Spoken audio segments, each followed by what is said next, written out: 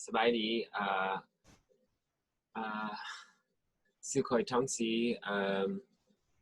I was born and raised in Fresno.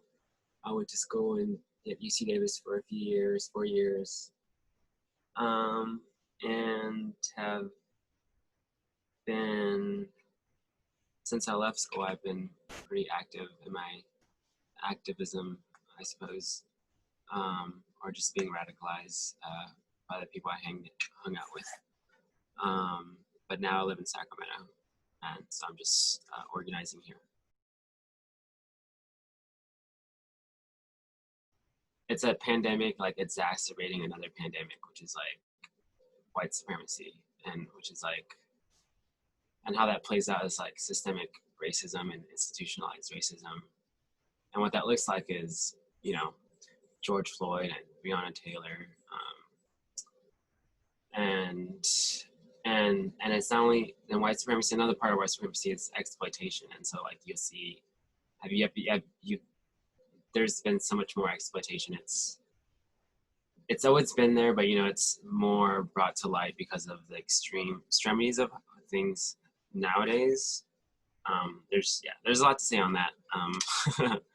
It's just really bad, and I think people are realizing that this type of life isn't working for us, majority of people. I've been doing a lot of organizing recently just because of what's been going on. I've been working with Sacramento SAC-SOUP, which is a Sacramento solidarity of unhoused peoples, and we provide essential services to folks. And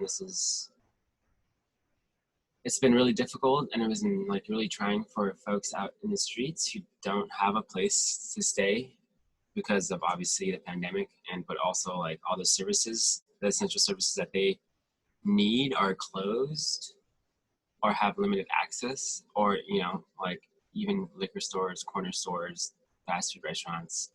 You need some places you need a pickup or a car. I just been spending.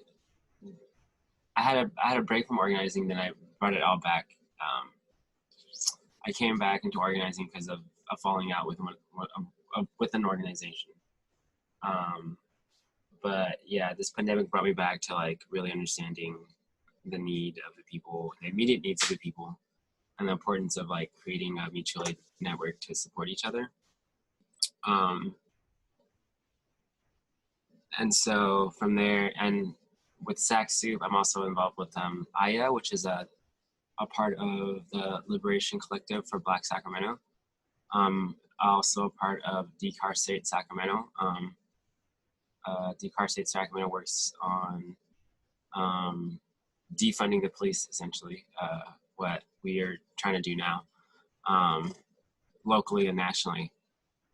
And they've stopped the jail expansion. They've put pressure against, you know, police abuses and torture in the sheriff's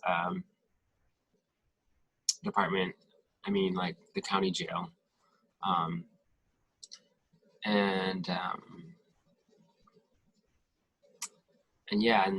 just really involved with the queer community here in Sacramento. It's really beautiful.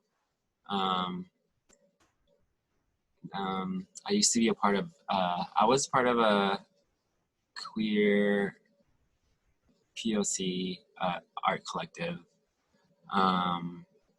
but we haven't been in touch in a while because everyone's moved around, but it was called the Occupy Space movement.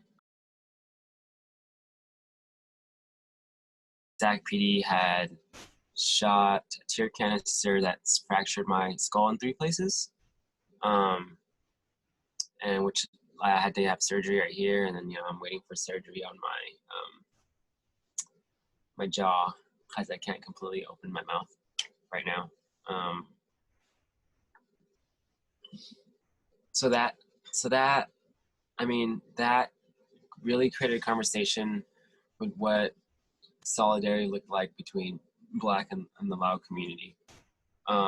like I had a lot of great conversations with my cousins and, you know, my parents. Like I never thought I could have conversations with my parents about this, anything to this caliber on like politics or just in general, with race relations between communities. And my Lao isn't that good, so it's like navigating and trying to have these conversations with your parents who only know Laos and then you only know English. So it's like, I mean, I know some Laos, so it's fortunate to be able to communicate with them somewhat. I mean, you know, I'm also learning Lao to be able to like gain the stories and the stuff that they have, you know, that I know they want to share, but you know, I probably can't understand or communicate with yet. But yeah, have these conversations, be open to not knowing or understanding, and don't be afraid of it. It's okay to be uncomfortable, and you know, it's better to be vulnerable when you feel safe to do that with someone. It's just a conversation, really. So just have these conversations, please.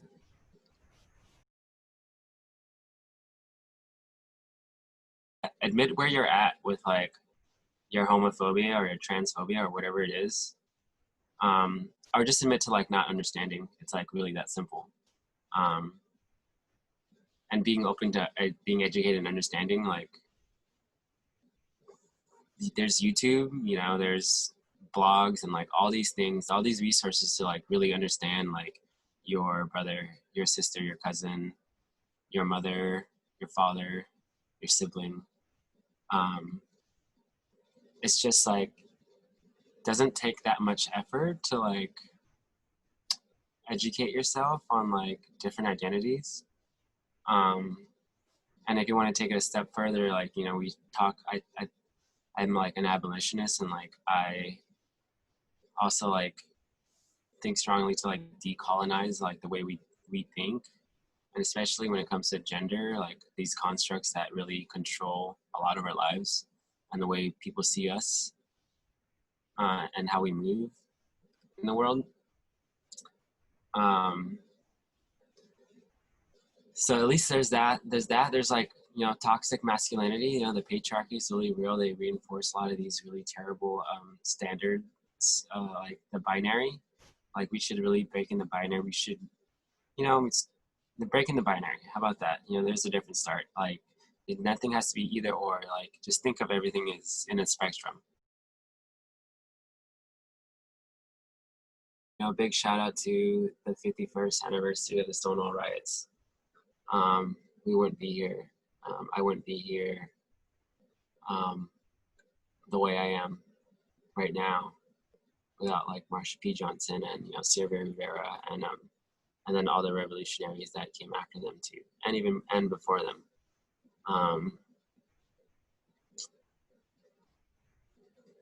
And you know, we're doing a lot of great work in Sacramento with radical queers and like different queer communities coming together, especially during this time.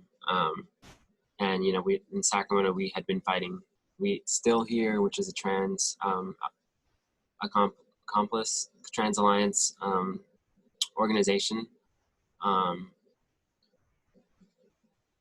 Last year we had an action at our local, you know, Sac Pride, and we're blocking the entrances because they had agreed again to allow police at Pride, which we, you know, strongly told them for years that we don't feel safe with them around.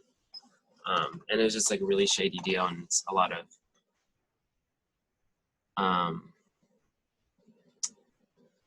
community conflict. I think, yeah, I feel like a lot of organizing has been difficult because of a lot of community conflict, and we need to be able to talk to each other and work through these things so we're not divided on the issues. So yeah, in that revolutionary spirit of throwing bricks and shot glasses, you know, yeah, let's collaborate instead of, you know, work against each other.